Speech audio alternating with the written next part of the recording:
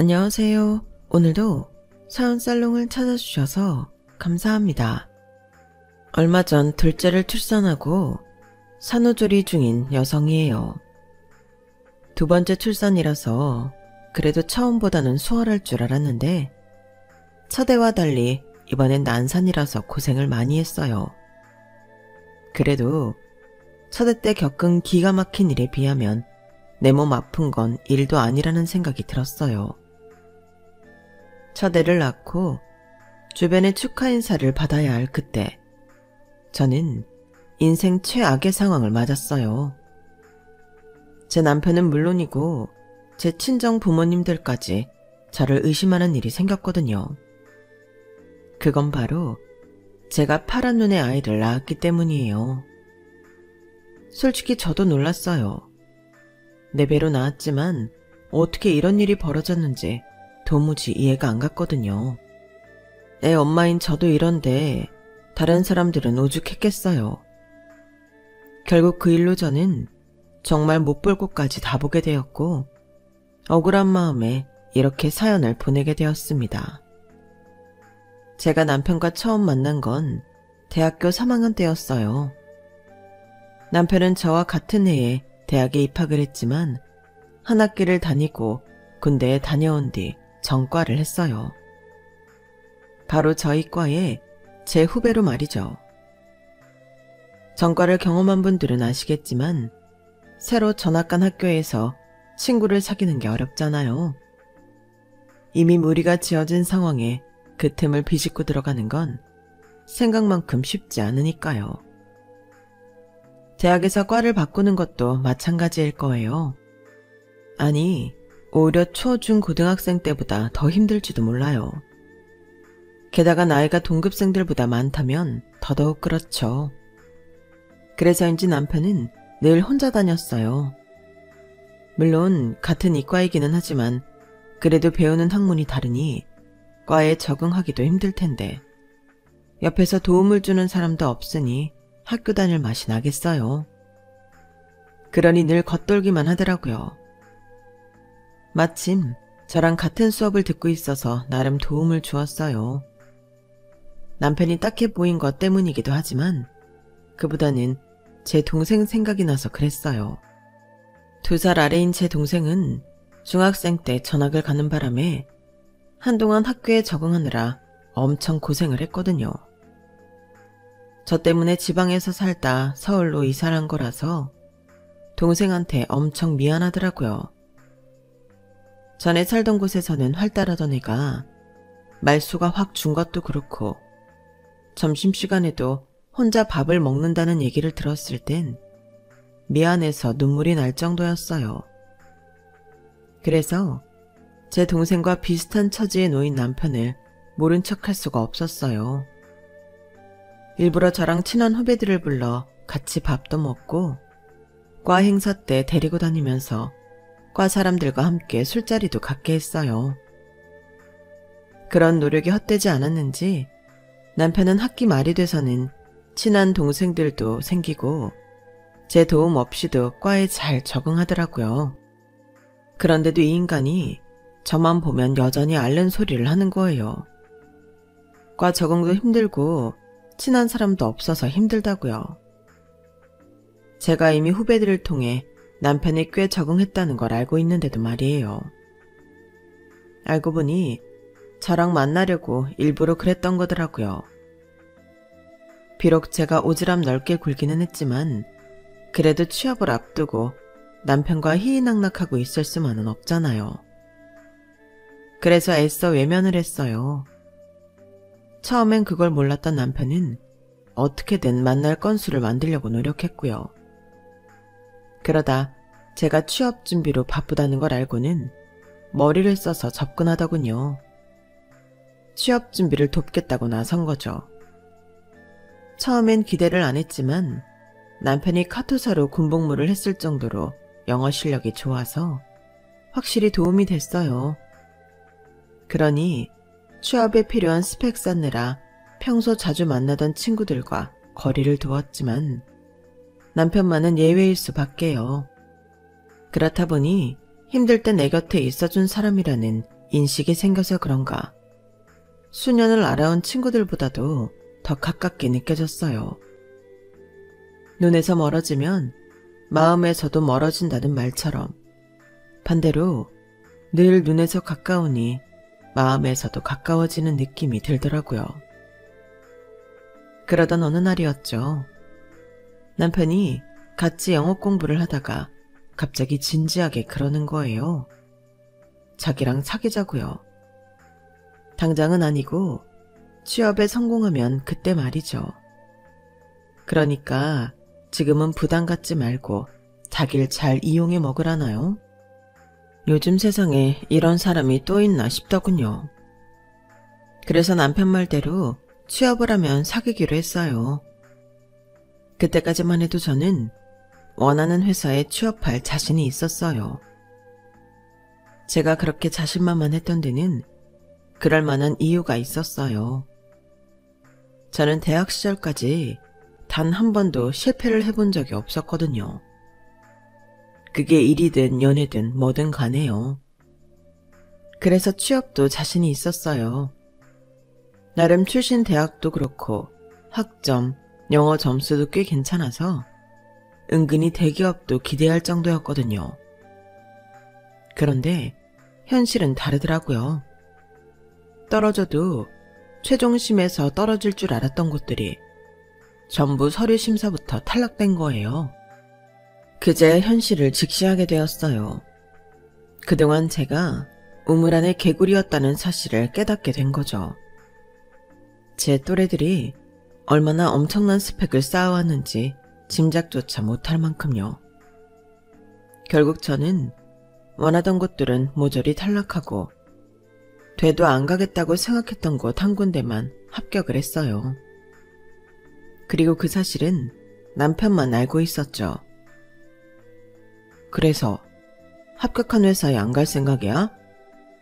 모르겠어. 생각 같아선 유급하고 내년에 다시 도전하고 싶은데 집에 대학생 동생도 있고 나만 생각할 수는 없으니까. 말은 그렇게 했지만 솔직히 자신이 없었어요. 제가 지금까지 단 한 번도 실패를 하지 않았던 이유는 제가 그만큼 죽어라 노력했기 때문이었거든요. 대학 4년 동안 정말 열심히 해왔기 때문에 이보다 더 잘할 자신이 없었어요. 그 회사가 그렇게 마음에 안 들면 차라리 공무원 시험에 도전해보는 건 어때? 네 실력이면 1년 안에 합격할 것 같은데. 제 능력을 높이 평가해주는 건 고맙지만 그러기는 싫었어요. 저는 공무원이 되고 싶지 않았어요. 내 전공과 상관없는 일에 시간을 허비하고 싶지 않았거든요. 그럴 바에는 성에 차지는 않지만 합격한 회사에 가서 전공도 살리고 제가 원하는 일을 하는 게 낫겠다는 생각이 들었어요.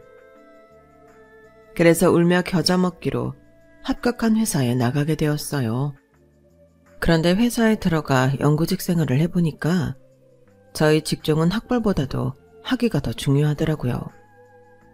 학사냐 석사냐에 따라 지원할 수 있는 회사 자체가 달랐어요. 그러니까 제가 원하는 회사에 들어가기 위해서는 유급을 해서 재도전을 하는 것보다 회사에서 경력을 쌓고 대학원에 진학해 석사학위를 따는 게 더 낫다는 얘기였죠. 그걸 알고 나니 유급 안 하길 잘했다는 생각이 들었어요. 회사에서도 직원들의 대학원 진학을 위해 편의를 많이 봐주는 편이라서 저도 입사하고 어느 정도 자리를 잡자마자 바로 대학원에 진학했어요. 야간에 수업을 받기 때문에 업무에는 지장이 없었지만 일과 학업을 병행하려니 힘이 드는 건 어쩔 수 없더군요. 하지만 이런 상황을 남편은 무척이나 반가워했어요. 제가 입사하고 한 달쯤 뒤부터 우리는 사귀기 시작했지만 학교에 다닐 때처럼 자주 만날 수는 없었거든요. 그런데 제가 대학원에 진학한 후에는 전처럼 학교에서 만날 수 있으니 엄청 좋아했어요. 따로 데이트 날짜를 잡지 않아도 매일 데이트를 하는 것 같았으니까요. 캠퍼스 커플로 2년을 보낸 우리는 같은 해 졸업을 했어요. 남편은 학사, 저는 석사를요. 그리고 남편이 취직하고 3년쯤 지나자 슬슬 결혼 얘기가 나오기 시작했어요. 언제 식을 올리느냐만 정하면 될 정도로 양가에서 저희 결혼은 기정사실화 되어 있었어요. 그런 사이였으니 서로의 집에 왕래도 잦았고 부모님과도 가깝게 지내는 건 당연했죠. 그런데 가만 보니까 시댁에서 어머님의 위치가 아버님과 두 아들보다 한참 밑에 있는 것 같더라고요. 거기다 수시로 집에 드나드는 시누이들은 제가 보는 앞에서도 어머님을 무시하는 행동을 서슴지 않고 했어요. 마치 자기 집 종부리듯 온갖 심부름을 시켜대는데 옆에서 지켜보는 제가 다 민망할 정도였어요. 그동안 어머님이 이 집안에서 어떻게 살아오셨는지 단번에 알겠더라고요. 그러면서 어머님은 무시한 채 저한테는 살갑게 굴더라고요. 직장 생활하면서 대학원까지 다녔다며? 대단하다. 우리 성원이가 지 아빠랑은 다르게 똑똑한 여자를 부인으로 들이게 됐네. 옳게는 좋겠소. 적어도 손주는 똑똑한 놈으로 낳을 거 아니야. 엄마 머리가 좋으면 애도 똑똑한 애를 낳는다잖아. 고모님의 말 한마디 한마디는 마치 저희 어머님 속을 뒤집어 놓으려고 일부러 그러는 것 같았어요.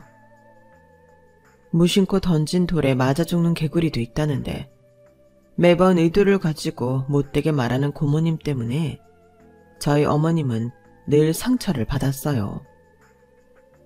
그 모습이 보기 딱하기도 하고 같은 여자로서 화도 나고 해서 그날은 저도 모르게 되받아치고 말았죠. 고모님 말씀대로라면 이게 다 저희 어머님 덕분이네요. 어머님이 똑똑하시니까 상원 씨처럼 똑똑한 아들을 낳았고 덕분에 며느리까지 똑똑한 사람을 들이게 된 거 아니겠어요? 제 입으로 제가 똑똑하단 말을 하긴 좀 그렇지만 말이에요. 그렇죠, 어머님? 제 말에 고모님은 눈을 동그랗게 뜨고 저를 노려봤어요. 저도 지기 싫어서 두 눈 똑바로 뜨고 고모님을 상대해 주었고요. 그러자 이내 눈을 돌리곤 피곤해서 집에 가야겠다며 나가시더라고요. 그러자 어머님이 피식 웃으시며 그러시는 거예요. 너무 그러지 마. 너 우리 집에 시집 오래가 벌써부터 시고모한테 무용받으면 어쩌려고 그래. 나야 30년 넘게 이러고 살았다지만 너는 나처럼 살면 안 되잖니. 어머님, 왜 어머님은 되고 저는 안 돼요? 사람은 누구나 고귀한 존재예요. 배웠던 못 배웠던 돈이 있든 없든 모두가 똑같은 거라고요.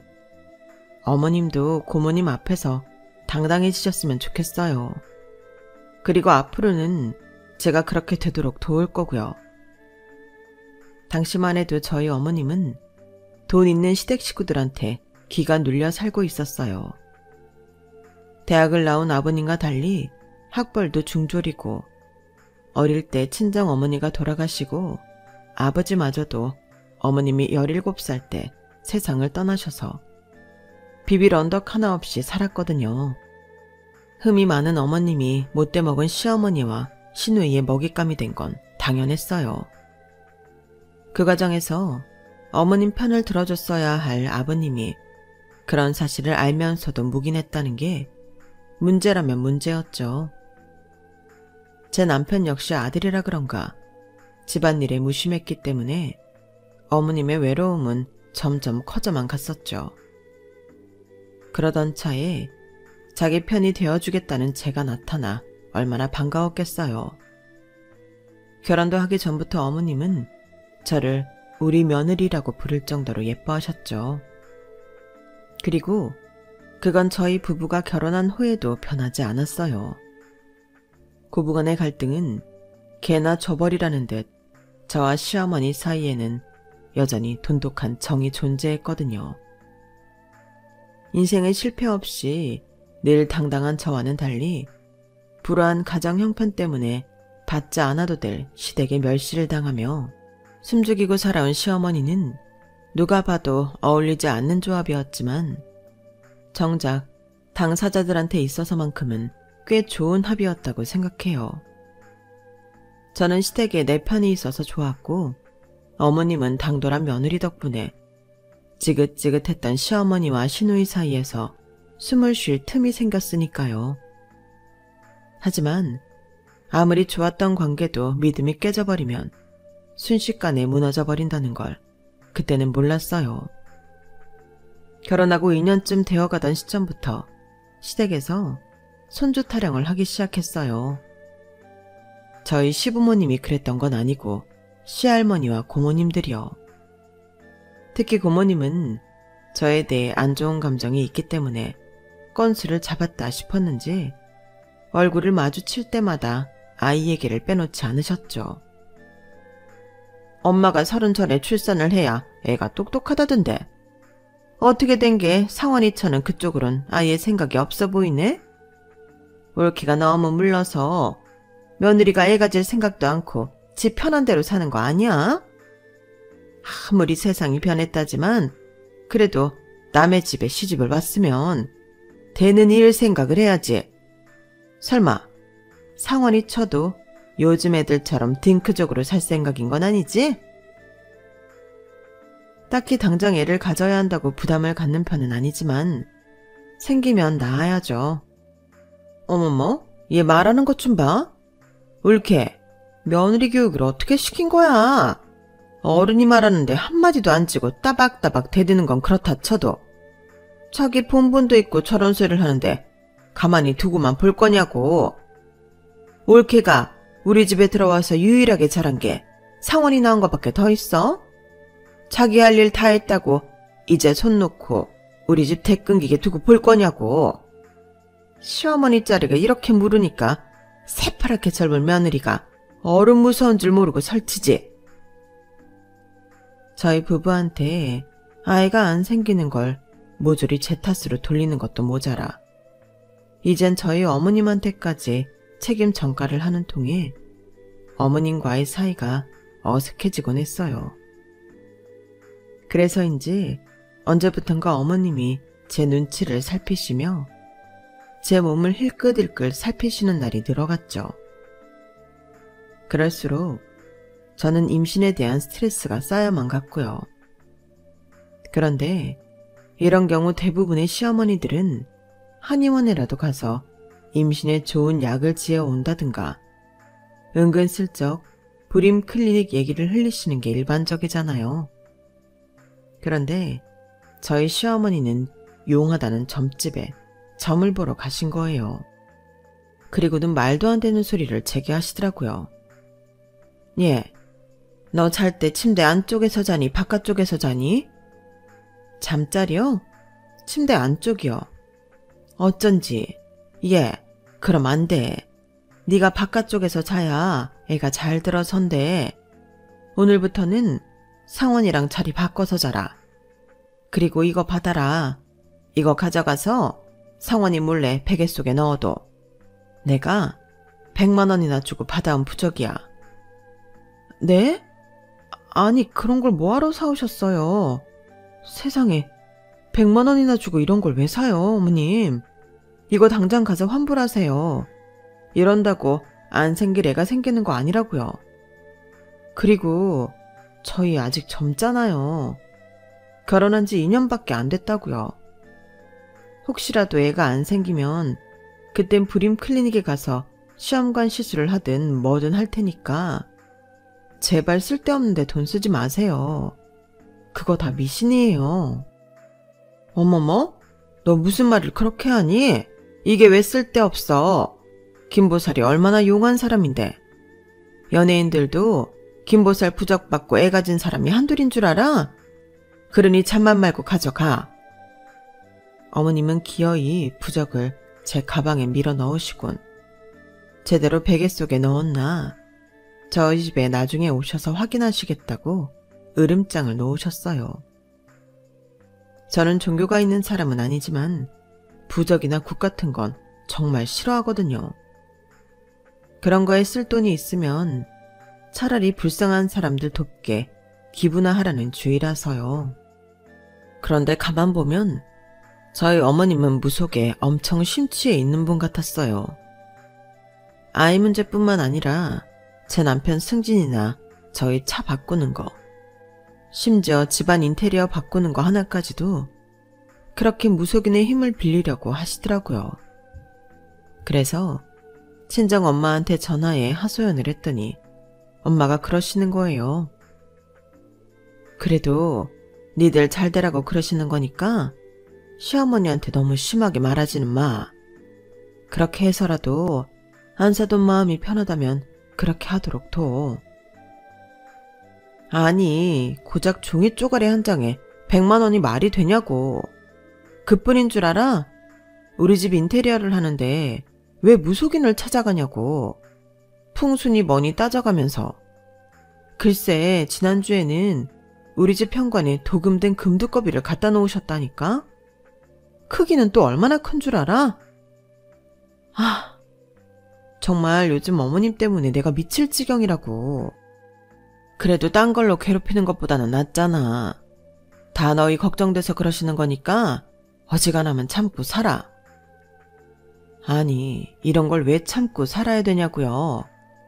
정말 이해가 안 갔지만 그렇다고 이런 일로 어머님과 얼굴 붉히고 싸웠다간 앞으로 시댁과의 관계에 문제가 생길 것 같아서 어금니 꽉 깨물고 참았어요.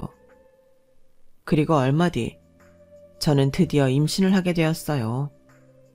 어머님은 이게 다 그 부적 덕분이라며 김보살 칭송을 1시간이나 하셨죠. 부적이고 나발이고 간에 임신했다는 사실에 알터니가 빠진 것처럼 시원하기는 했어요. 사실 그간 안 그런 척 했지만 저도 임신에 대한 스트레스를 꽤 받고 있었거든요. 하지만 그때까지만 해도 몰랐어요. 이후에 어떤 일이 벌어질지를요. 임신의 기쁨도 잠시, 출산까지 남은 시간 내내 정말 너무 힘들었어요. 임신 초기에는 입덧이 심해서 뭘 제대로 먹을 수가 없었고, 입덧이 끝난 뒤에는 호르몬 이상으로 체중이 엄청 늘었고, 여드름 하나 안 나던 피부는 울긋불긋한 반점부터 각종 뾰루지로 덮여버렸어요. 임신 막달이 다가올수록 허리 통증과 다리 저림 현상이 심해져서 정말 2번 다시 임신은 하고 싶지 않다는 생각까지 들 정도였어요. 결국 임신 8개월 차에 회사를 그만두게 되었어요. 몸도 무겁고 시시로 변화되는 감정 상태 때문에 도저히 업무에 집중할 수가 없었거든요. 그러던 어느 날이었어요. 어머님이 검은 봉지 몇 개를 들고 집에 오셨더라고요. 제가 몸이 안 좋아서 회사를 그만뒀다는 소식을 듣고 왔다며 주섬주섬 검은 봉지 속에 든 걸 접시에 옮기셨어요. 오다가 시장에 들러서 떡볶이랑 순대 좀 사왔어. 꽈배기도 좀 사고. 너 이거 좋아하잖니? 그간 나한테 서운했던 거 있으면 훌훌 털어버려. 그러라고 사온 뇌물이야. 어머님도 참, 할머님이랑 고모님이 손주 닥달하시니까 어쩔 수 없이 그러신 거잖아요. 이해해요. 그래주니 고맙다. 이번에 너 이렇게 힘들어하는 거 보니까 그놈의 자식이 뭔가 싶다.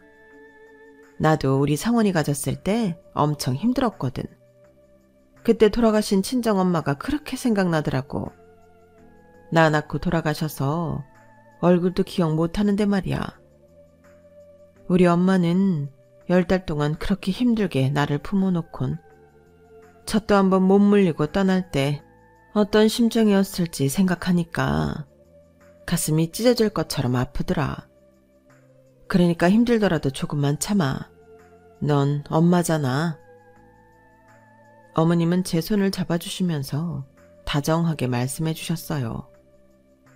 그동안 어머님한테 느꼈던 서운한 감정이 그 순간 스르륵 녹아버렸어요.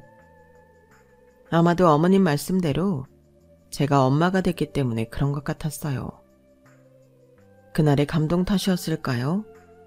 어머님과 전보다 더 가까워진 기분이 들었어요. 그리고 시간은 흘러 드디어 출산 당일이 되었어요. 양가 통틀어 첫 아기였기 때문에 친정 부모님과 시부모님, 그리고 할머님과 고모님까지 온 가족이 분만실 앞에서 제 출산을 기다렸어요. 그리고 드디어 1시간가량 이어진 진통 끝에 아이 울음소리가 들렸어요. 그런데 이상하네? 산모랑 남편분 한국인이라고 하지 않았나? 근데 이게 어떻게 된 거야? 분만을 돕던 간호사들이 제 아이를 보고는 놀라서 웅성거리더라고요. 아이한테 무슨 일이 있나 해서 심장이 쿵쾅쿵쾅 뛰기 시작했어요. 그때였죠. 의사가 탯줄이 정리된 아기를 제게 보여주며 말하더군요. 아들입니다. 그런데 그 표정이 조금 불안해 보였어요. 그래서 혹시 우리 아이한테 문제가 있나 싶어 고개를 들어 아기를 봤는데 세상에 우리 아기 눈 색깔이 파란색인 거예요. 아니, 우리 아기 눈 색깔이 왜 이렇죠? 영문을 모른 채 의사 얼굴만 바라보는 제게 의사는 일단 진정하라는 말만 반복했어요. 병실로 옮긴 뒤에도 그 충격은 가시지 않았어요.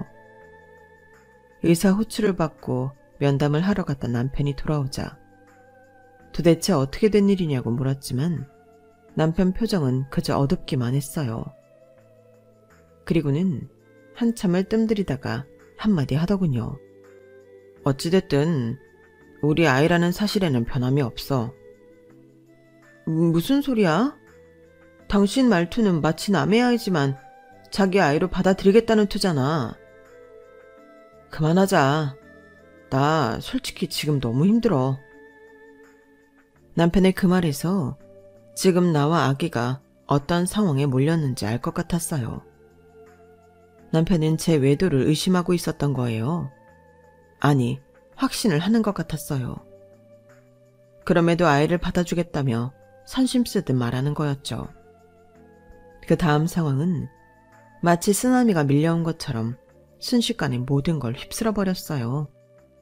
시아버지는 씨도 모르는 자식을 손자로 받아들일 수 없다며 당장 이혼을 하라고 하셨고, 시할머니와 고모님은 소송도 불사하겠다고 엄포를 놓았어요.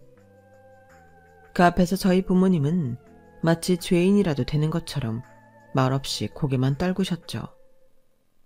그런 와중에 저는 외도는 생각조차 한 적이 없다고 억울함을 토로했지만 들어주는 사람은 아무도 없었어요.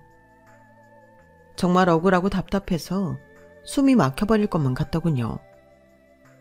이 순간 제 결백함을 밝힐 수 있는 방법은 한 가지뿐이었어요. 유전자 검사를 하고 싶어요. 아무도 제 말을 안 믿어주니까 어쩔 수 없잖아요. 저 정말 억울하다고요. 예, 지금 네 입에서 억울하다는 소리가 나오니? 넌 지금 우리 아들뿐 아니라 우리 집 양반이랑 나, 아니 우리 집안 전체를 농락한 거라고. 누구 씨인지도 모를 애를 낳아놓고 그동안 그렇게 임신한 유세를 떨었던 거야? 세상에, 너 정말 무서운 애구나. 어머님, 아니라고요. 저 정말 그 이 말고는 없어요. 제발 좀 믿어주세요. 제가 끝까지 유전자 검사를 요구하자 남편은 마지못해 검사에 응해주었어요. 검사 결과가 나오기까지 저는 정말 지옥 속에서 살아야 했어요. 믿었던 친정 식구들까지도 제 결백을 믿어주지 않더라고요. 심지어 저희 부모님까지도 저를 따로 불러 정말 아니냐고 물었을 정도였으니 말 다 했죠. 축복받아야 할 우리 아기는 마치 더러운 불륜의 증거라도 되는 양 모두에게 외면당했어요. 그리고 드디어 결과가 나왔어요. 우리 부부 외에도 양가 부모님까지 모두 병원으로 달려가 결과에 귀를 기울였죠. 그리고 드디어 결과가 발표됐어요. 99.993%의 확률로 남편과 제 아이가 친자라는 결과가 나온 거예요. 그러자 그동안 저를 의심했던 사람들은 입을 틀어막고 놀란 표정으로 눈만 꿈뻑였어요. 거봐, 내 잘못이 아니라고 했잖아. 왜 다들 내 말을 안 믿어주는 거냐고. 의사 말로는 100만 분의 1 확률로 동양인한테서도 파란 눈을 가진 사람이 나올 수 있다고 하더군요. 멜라닌 색소 부족으로 그렇게 된다고요. 그제야 저는 그동안 속으로 삼켰던 울분을 토했어요. 다른 사람은 몰라도 내 부모까지 어쩜 이럴 수 있냐고 목 놓아 울부짖었죠. 그러자 남편이 제 손을 잡으며 미안하다고 고개를 떨구더군요. 여보, 내가 정말 미안해. 가슴으로는 아닐 거라고 하면서도 머리로는 의심을 했었어. 아빠란 놈이 우리 아기한테 정말 씻을 수 없는 상처를 준 거 반성할게. 면목 없지만 그동안 당신 의심했던 나 한 번만 용서해줘. 정말 미안해. 그 순간에는 남편이고 가족이고 다 꼴보기 싫었어요. 하지만 하루 이틀이 지나자 이성적으로 판단하게 되더라고요. 내가 남편의 입장이었다면 어떻게 했을까?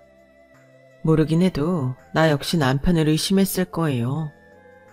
그럼에도 불구하고 남편은 제가 낳은 아기가 자기 아기가 아닐지 모른다는 생각을 하면서도 아이의 아빠가 되어주겠다고 했잖아요. 어떤 심정으로 그런 결정을 했을지 생각해보니 그만 남편을 용서해야겠다는 생각이 들더군요. 그게 아이를 위해서도 좋을 것 같았으니까요. 엄청난 쓰나미가 휩쓸고 간 자리에는 상처만 남았지만 그럼에도 이렇게 결혼 생활을 끝낼 수는 없어서 마음을 추스리기로 했어요. 그런데 그런 노력마저도 수포로 돌아가게 만든 인간이 있네요. 글쎄, 하루는 여동생이 제게 전화해 그러는 거예요. 언니네 시어머니 정말 미친 거 아니야? 유전자 검사 결과까지 나온 마당에 어떻게 우리 엄마 아빠한테 위자료를 요구해? 아니, 그동안 의심해서 미안하다고 무릎 꿇고 빌어도 모자랄 판에 어떻게 그딴 개소리를 하냐고. 그게 무슨 소리야? 위자료를 요구하다니. 우리 시어머니가 그랬다고? 그래. 못 믿겠으면 언니가 직접 시어머니한테 물어봐. 그리고 똑똑히 전에 한 번만 더 우리 엄마랑 아빠한테 그딴 개소리 짓거리면 내가 가만 안 둔다고. 뜬금없는 동생의 말에 아물어가던 가슴의 상처가 다시 찢기는 기분이었어요. 그래서 시어머니한테 전화를 했죠. 그랬더니 안 그래도 지금 니네 집 가는 길이다. 나랑 갈 데가 있으니까 외출 준비하고 있어. 당신 할 말만 하고는 전화를 끊어버리시더라고요. 그렇게 20분쯤 지나자 시어머니가 집으로 들이닥쳤어요. 그리고는 뭐에 쫓기는 사람처럼 저와 아기를 차에 태우고 어디론가 달리기 시작했어요. 어디를 가느냐고 물어보도 가보면 안다는 말만 할 뿐 묵묵부답이었어요. 그렇게 도착한 곳은 어머님, 이모님 댁이었어요. 이모님은 치매에 걸리신 지 좀 돼서 지금은 딸 내외가 내려와 함께 살고 있다더군요. 아니나 다를까 저희를 맞아준 건 어머님 이종사촌이었어요. 손주를 낳았다고 인사시키러 온 걸까 하는 생각도 해봤지만 어머님이랑 이종사촌의 표정을 보니 그런 건 아닌 것 같더라고요. 저와 제 아기를 바라보는 눈빛이 싸늘했거든요. 언니, 박보살이 잠깐 자리를 비운다고 1시간 뒤에 온다니까? 일단 우리 집에 들어가서 기다리자. 얘가 그 애야? 어머나 세상에, 진짜 파란 눈이네? 어머님 이종사촌은 제 팔에 안긴 우리 아기를 보고는 마치 동물원 원숭이라도 보는 양 신기한 눈으로 바라봤어요. 그리고 저와는 눈도 안 마주친 채 제 등을 떠밀어 집 안으로 들어갔죠. 집 안에 들어가 보니 시어머니 친정 식구들이 다들 모여 있더라고요.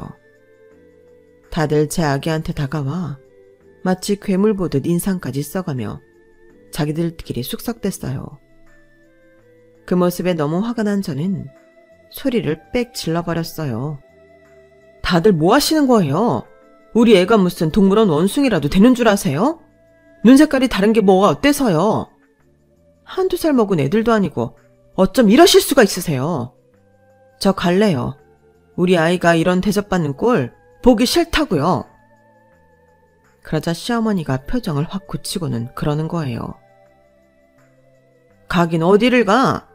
네가 무슨 짓거리를 해서 검사 결과를 속였나 몰라도 나는 안 속는다. 우리 집안도 그렇고 너희 집안에도 혼혈은 없는데 파란 눈이 나왔다는 게 말이 돼? 그래서 내가 확실히 누구 잘못인지 밝히려고 그런다. 순자야, 박보살이 그렇게 용하다고 했지? 그럼 저기 감나무집 아줌마가 개주한테 개돈 뜯겼을 때도 박보살이 귀신같이 숨어있는 데를 알려줘서 잡아왔잖아. 거기처럼 용한 데가 없어. 그쯤 되니 시어머니가 왜 저희 모자를 거기까지 끌고 왔는지 알 것 같았어요. 용하다는 무당한테 데려가려고 그랬던 거예요. 그런데 문지방을 넘기도 전에 그럴 이유가 싹 사라지고 말았어요. 제 아이가 파란 눈을 가지게 된 이유가 명백히 밝혀졌거든요. 아기를 가슴에 꼭 안은 채 집에 가겠다고 현관으로 향하는 저를 어머님과 이종사촌이 달려들어 막아대는 통에 실랑이가 벌어졌었는데 그때 방 안에서 허리가 굽은 백발의 노인이 나온 거예요. 그 노인은 물끄러미 제 아이를 보더니 순간 눈물을 글썽이며 그러는 거였죠. 경자 아들이구나. 우리 경자가 아들을 낳았어. 경자는 바로 저희 시어머니 이름이었어요. 노인은 저와 아기를 번갈아 보며 울먹이셨어요. 에휴, 불쌍한 것. 지 엄마 앓고 그 고생을 하더니 지 엄마를 속 빼닮은 아들을 낳았네. 이거 봐. 눈 색깔이 지 엄마랑 똑같잖아. 그러자 어머님이 놀란 표정으로 노인한테 물었어요. 이모, 그게 무슨 소리예요? 우리 엄마랑 눈 색깔이 똑같다니.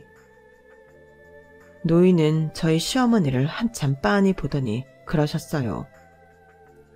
아유, 우리 경자 시어머니시구나. 내가 사는데 바빠서 통 못 찾아뵀어요. 죄송합니다.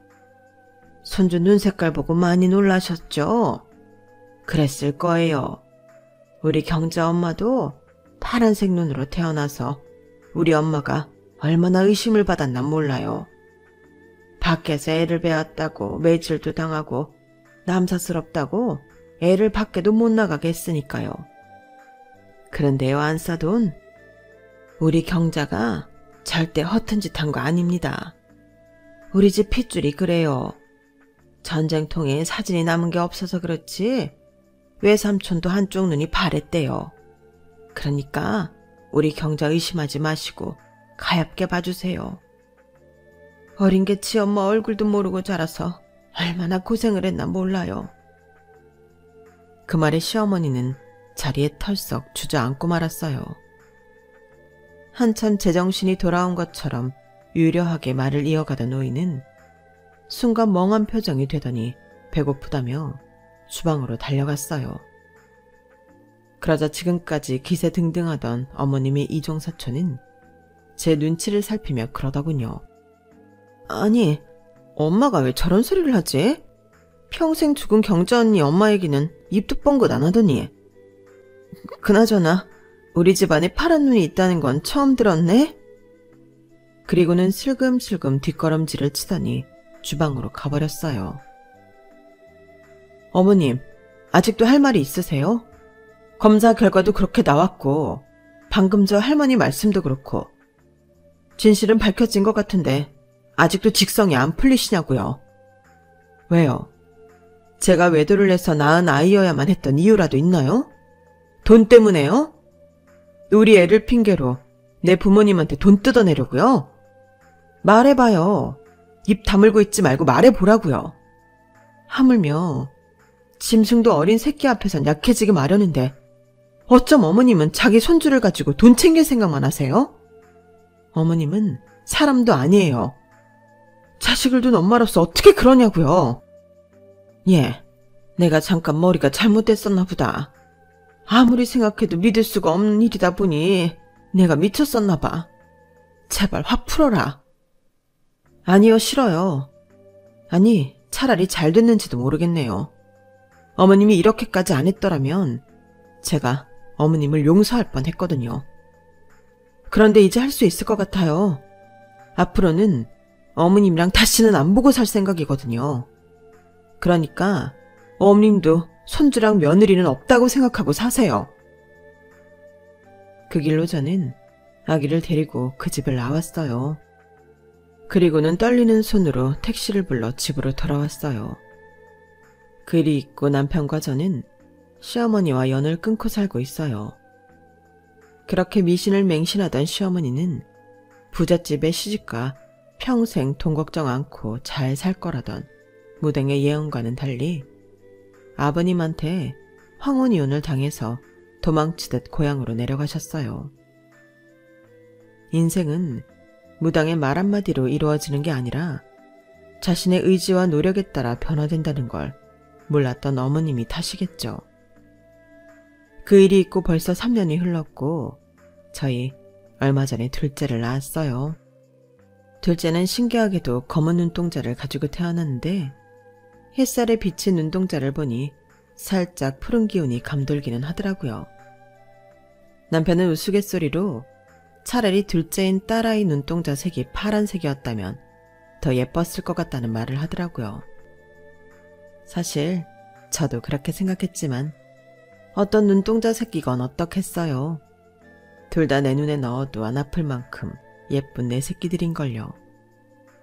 남들과 다르다는 건 나쁜 게 아닌데 그 차이를 인정하기까지 참 많은 상처를 입고 많은 눈물을 흘려야 되는 현실이 안타깝기만 해요.